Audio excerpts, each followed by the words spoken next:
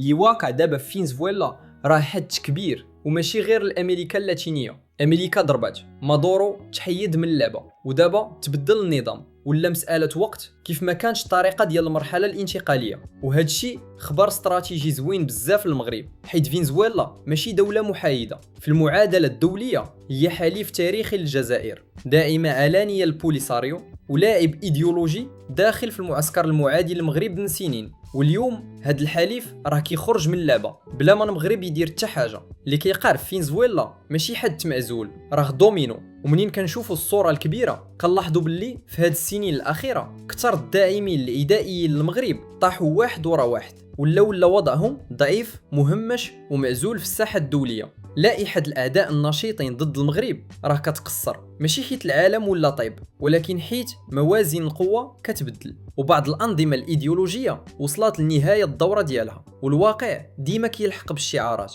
وهذا الشيء اللي غادي نشوفوه دابا في هذا الفيديو. فنزويلا ماشي لاعب بسيط في الدبلوماسيه الدوليه ديال المغرب، وبهذا السبب بالضبط اللي واقع فيها مهم بزاف. من سنين كاراكاس كانت جزء من النواة الصلبة ديال الدول اللي كانت كتعارض مصالح المغرب بشكل ممنهج، خصوصا في ملف الصحراء. تاريخيا فنزويلا تصفات بكري مع المواقف الجزائرية، اعترفت بما يسمى بالجمهورية الوهمية، دعمت البوليساريو سياسيا ودبلوماسيا، وكانت كتلعب دور الوسيط في بعض الهيئات الدولية، وزادت عليها بموقف ايديولوجي واضح ضد الغرب، ضد امريكا، وإيداء تلقائيا مع أي طرف داخل في مسار مختلف. ما كانش خلاف ظرفي، كان خط سياسي ثابت. هذا التموضع كيرجع للحمض الإيديولوجي ديال النظام تشافيزي. فنزويلا كانت جزء من محور دولي ديال اليسار الراديكالي ومبادئ الشيوعية، أنظمة كانت كتساند بشكل أوتوماتيكي أي قضية ضد حلفاء أمريكا والغرب بدافع ايديولوجي اكثر من مصلحه مباشره. وبهذا المنطق المغرب كحليف استراتيجي لامريكا كان ضروري يكون هدف. الشيء اللي كيعطي الوضع الحالي اهميه اكبر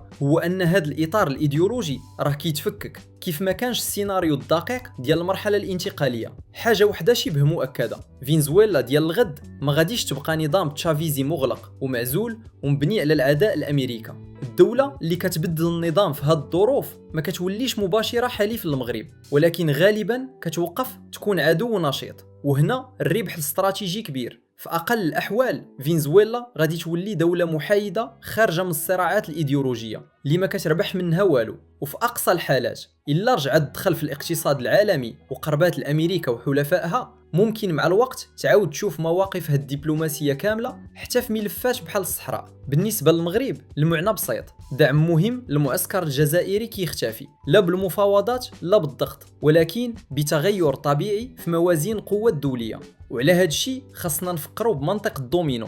فنزويلا ما كانش عدو مباشر ميدانيا، ولكن كانت مضاعف دبلوماسي للجزائر. ومنين كيطيحوا هاد النوع ديال الوسطاء ما كيكونش الامر صاخب، ولكن كيكون مأثر بزاف على المدى الطويل. والاكثر اثاره هو ان فنزويلا ماشي حاله وحده، كاينين لاعبين اخرين كانوا تاريخيا ضد المغرب ودابا تحت الضغط ضعاف وممكن يكونوا جايه في الدور.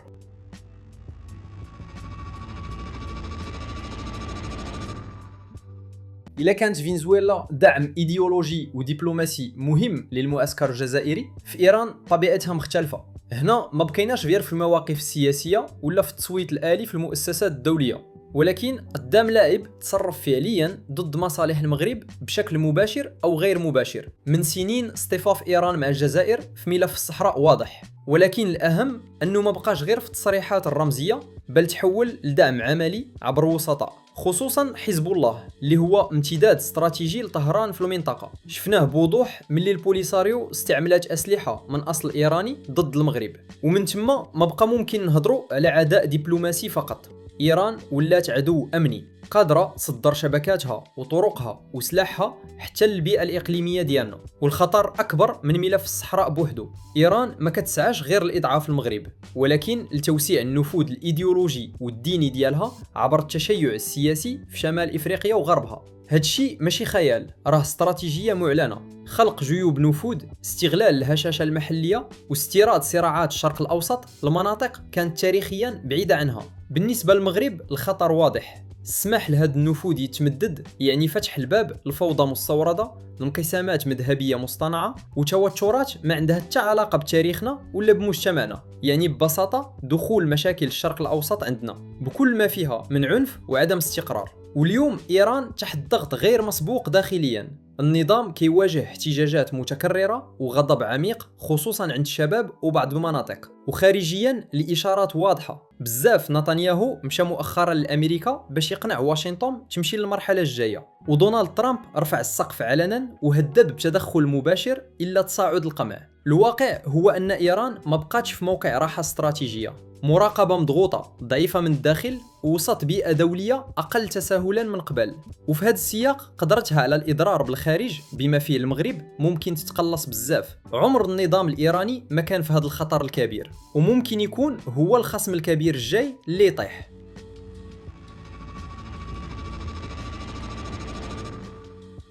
جنوب إفريقيا من الدول اللي اختارت من سنين تصطف علانية ضد المغرب في ملف الصحراء، ماشي موقف غامض ولا ثانوي، بل التزام واضح منظم بدعم سياسي دائم للبوليساريو وضغط ضد المغرب في المؤسسات الدولية، وتقارب استراتيجي مع الجزائر في هذا الملف، على عكس دول أخرى لعبات على التوازن. جنوب إفريقيا اختارت الإيديولوجيا وبنات سياستها الخارجية على قراءة من زمن الحرب الباردة، فين المغرب كيتحط تلقائيا في الخانة المعادية، ماشي حسب أفعاله ولكن حسب رمزيته في خيار بعض التيارات هناك. المشكل أن هذا الخيار الإيديولوجي بدأ يكلفها بزاف. جنوب إفريقيا ولات معزولة دوليا وزادت دخلات في توتر مع أمريكا بسبب سياساتها الداخلية وخطاباتها الراديكالية، وواشنطن مؤخرا انتقدت وضعية البيض والعنف الموجه والمناخ العام اللي ولا مقلق خارجيا.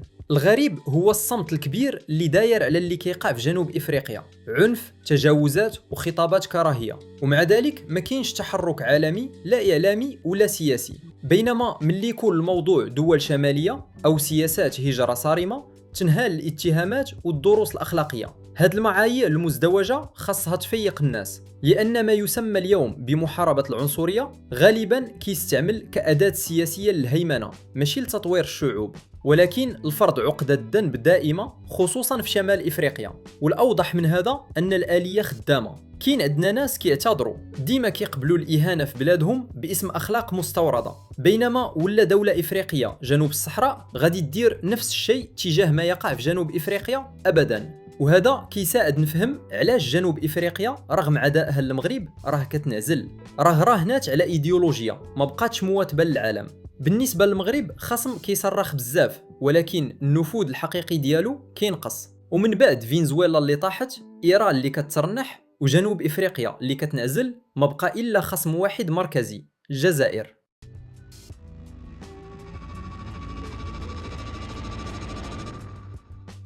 الفرق الأساسي مع الدول الأخرى اللي هضرنا عليها حتى لدابا هو أن الجزائر ماشي عدو إيديولوجي مؤقت، ولكن خصم استراتيجي طويل المدى.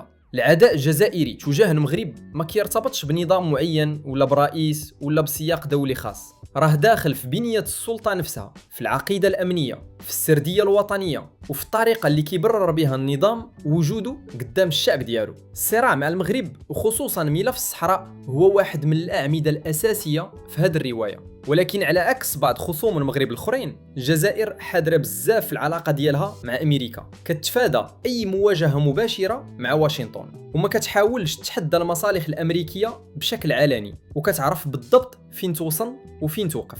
وهذا الحذر هو واحد من الاسباب اللي مخلي النظام الجزائري مازال واقف. ولكن كاين عامل اخر غالبا ما كيتحسبش مزيان وكيشرح علاش الجزائر مازالت مستافده من نوع من الحمايه غير المباشره، وهو فرنسا. رغم التوترات الدبلوماسيه ورغم الخطابات العدائيه ورغم الازمات المتكرره بين باريس والجزائر، الواقع بسيط، فرنسا ما تقدرش تسمح بانهيار مفاجئ للجزائر. أزمة كبيرة، تغيير نظام عنيف ولا فوضى داخلية غادي تفتح مباشرة الباب لموجات هجرة ضخمة نحو أوروبا وأولا نحو فرنسا. يكفي نشوفوا اللي وقع من بعد سقوط القذافي باش نفهموا. ليبيا غرقت وأوروبا خلصت الثمن. سيناريو جزائري يكون مشابه ولكن على نطاق أكبر بزاف، وهذا الشيء باريس عارفاه مزيان. ولهذا السبب الجزائر ما غاديش تطيح بحال دومينو عادي، لانها خطيره بزاف على الاستقرار الا تزعزعت بشكل مفاجئ بالنسبه للدول الغربيه. ولكن هذا ما كيعنيش انها في موقع قوه، بالعكس الجزائر اليوم ولات اكثر عزله، الروابط الايديولوجيه ديالها كتهاوى او كتضعف، والداعمين ديالها الاكثر ضجيجا تهمشوا، والخطاب ديالها المتجمد في قراءه قديمه للعالم ما بقى مقنع الا داخل الجهاز ديالها. هي ما زالت خصم، ولكن خصم معزول دفاعي ومجبر على حذر شديد. وفي هذا النوع من الوضعيات الوقت ديما ما كيكونش في صالح اللي ما كيتطورش. اللي كيبان من هذا الشيء كامل هو حقيقه بسيطه: الدول اللي كيبقاو محبوسين في الماضي كيطيحوا مع الوقت. عدم القدره على التكيف مع العالم كيتحرك ماشي موقف اخلاقي ولا وفاء المبادئ، ولكن حكم بالاعدام على المدى الطويل. تاريخ عامر بأنظمة كانت كتحسب راسها خالدة، حيث كانت مقتنعة بأنها كتمثل حقيقة عليا، حتى جا النهار اللي الواقع ضربها بقسوة. روسيا مثال مهم هنا. الاتحاد السوفيتي طاح في فوضى كبيرة، ولكن روسيا عرفت تقطع مع هذاك النموذج، تتدخل الاقتصاد العالمي، تدير تحول استراتيجي، وفي عقود قليلة فقط رجعت واحدة من أقوى الدول في العالم، ماشي لأنها تنكرت لتاريخها، ولكن لأنها فهمات أن البقاء محبوسة في إطار إيديولوجي متجاوز كان غادي يكون انتحار. هذه القدرة على التحول والتكيف للأسف بزاف الدول ما عندهاش، وهذا هو بالضبط مشكل الأنظمة اللي هضرنا عليها في هذا الفيديو. دول تبنات على إيديولوجيات ربما كانت مفيدة في مرحلة معينة، ولكن اليوم ولات سجون ذهنية حقيقية. أنظمة ما قادراش تشوف العالم كما هو، حيث أي تكيف كتشوفه خيانة وكتخلي الهوية السياسية ديالها. مادورو دابا كيخلص ثمن هاد العمى، وغيره ممكن يلحقوا به. في الأخير الدبلوماسية ماشي مسألة أخلاق، هي فن الوقوف مع الرابحين، وهذا الشيء هو اللي دار المغرب. راهن بكري على أمريكا ملي كان الخيار العقلاني، وهذا الرهان خلاه يعيش ويتقوى ويتقدم، بينما آخرين تسدوا في معارك خاسرة. وإذا تبدلات موازين القوة العالمية في المستقبل، المغرب غادي يبدل الاتجاه بلا تردد، لأن البوصلة ديالو ماشي إيديولوجية. الإيديولوجيا الوحيدة اللي كيتبعها هي المصلحة العليا ديال المغرب.